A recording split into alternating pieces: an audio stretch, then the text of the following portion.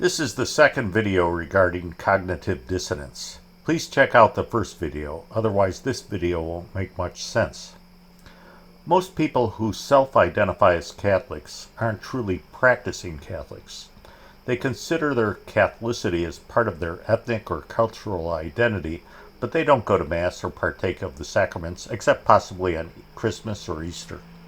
Most of these people are cafeteria Catholics. They pick and choose which Catholic teachings they like according to whatever strikes them as being agreeable. This rejection of Catholic teaching is reinforced by the Novus Ordo Mass itself. Kelly Buchanan wrote, "Lack of physical reverence toward the Holy Eucharist leads to decline in the belief of the real presence of the Christ in the Holy Eucharist." But cultural Catholics don't suffer cognitive dissonance. What they suffer from is religious sloth. They're too lazy to study their faith. They live from moment to moment, changing their beliefs along with the general culture. What is true one day might not be true the next. Truth is malleable. These people aren't troubled by religious things very much, so they don't suffer from cognitive dissonance. And these are the millions of cultural Catholics who don't really practice their faith. They are the casualties of the Second Vatican Council. The Council abandoned them. These people no longer have the reinforcement of the culture of Catholicity. They no longer fast on Fridays, go to church, attend the Latin Mass, or follow any of the trappings of the church. Before, these casual Catholics were at least exposed to truth by their friends and family and by going to Mass on a weekly basis. Now they have just stopped going to Mass altogether. Now they have fallen by the wayside and have no idea where to turn to for truth. I have them in my family, and odds are that you have them in yours. Even if they went back to the Novus Ordo Church, they're not going to find complete truth there anyway. These people are the walking wounded. They are the spiritual carcasses that are the fruit of the Second Vatican Council. However, there are people in the Novus Ordo Church who consider themselves as being conservative Catholics. But they are probably better termed as neoconservatives since they accept the liberalism of the Second Vatican Council. They consider themselves Pope Benedict Catholics, and they're praying for a new pope that will bring them back to the neoliberalism of Pope Benedict, and they hope that that future pope will bring back the fiction of the hermeneutic of continuity. But these neo-Catholics do study the faith, at least to a certain extent. However, they are a neurotic group, and they do suffer from cognitive dissonance. First, let's discuss why they choose to remain in their condition of cognitive dissonance, and then let's discuss how they manage it. Why are these neoconservative Catholics hesitant about leaving their sacrilegious Novus Ordo Mass? Well, it's because they have this additional baggage, and that extra baggage is like a thumb on a scale affecting their judgment. The main reason that people stay in the Novus Ordo Church is because they have their friends and family going to the same church. They find a sense of comfort and inertia by staying in place. For them, it's a scary thing to venture out on their own and go to the Mass of all ages. It's difficult for them to recruit their friends and family to come with them to reinforce them, and Mass to go with them to the Latin Mass. And it's difficult to recruit their friends and family because those people are also stuck in the same tired inertia of staying in place. And when these neoconservatives do go to a Latin Mass, they sometimes feel very alone.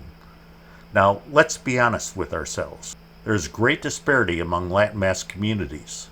In some communities, members go right up to newcomers and welcome them. In many, if not most communities, however, the unfortunate reality is that no one says a word to the newcomers, and this leaves the newcomers feeling unwelcomed. They leave with the sense that all these people at this church feel superior to them. So please, if you get a chance, please reach out and say hello to the people you don't recognize at Mass. It might be like a life preserver to them. Related to the friends and family issue is that many neoconservative Catholics have developed a personal relationship with their priest. They think that their priest is a nice guy, so he must be okay. They figure that deep down inside his heart might be in the right place. Also, the people in the Novus Ordo Church are deceived by the numbers. They see that most people stay in the Novus Ordo Church, even though this number is skewed by the cafeteria Catholics and the cultural Catholics. Nonetheless, they feel strength in numbers. So they feel assured. Average is good enough, and the bell curve is their friend. Also, many are in denial that the particular Novus Ordo Mass that they attend is sacrilegious. They hear stories about clown masses and liturgical dancing, but since their priest isn't dressed up like a clown and they don't see anybody dancing in the aisles, they figure their Mass must be okay. So, we've discussed the why, now let's discuss the how. The mechanism that neoconservative Novus Ordo Catholics use to massage their understanding of church teachings to reconcile all the contradictions of the Second Vatican Council is by invoking Cardinal Newman's development of doctrine. Please note that no council had ever defined development of doctrine as being Catholic. In fact, centuries before Cardinal Newman came along, Pope St. Agatho decreed, "Nothing of the things appointed ought to be diminished, nothing changed, nothing added, but they must be preserved both as regard to expression and meaning." I'll be doing a video on Newman's development of doctrine in a month or so please stay tuned. Neoconservatives who embrace this fractured ideology of Vatican II must likewise come to terms with the implications of it. Under their belief system, there are unfortunate souls who died before the Second Vatican Council who are languishing in hell for all of eternity for having committed transgressions prohibited prior to the Council, but they're no longer considered sinful in this era of anything goes. Novus Ordo Catholics feel free to do all sorts of things that once would have earned them eternal damnation. But this belief cannot be so. The perfect justice of God cannot allow for such insanity. Well, I hope you enjoyed this video. I'll be back again within a week with another one. But in the meantime, please check out my Facebook page and my Twitter page. Every day I post additional content that you won't find on this YouTube channel. And also, please pray for the church.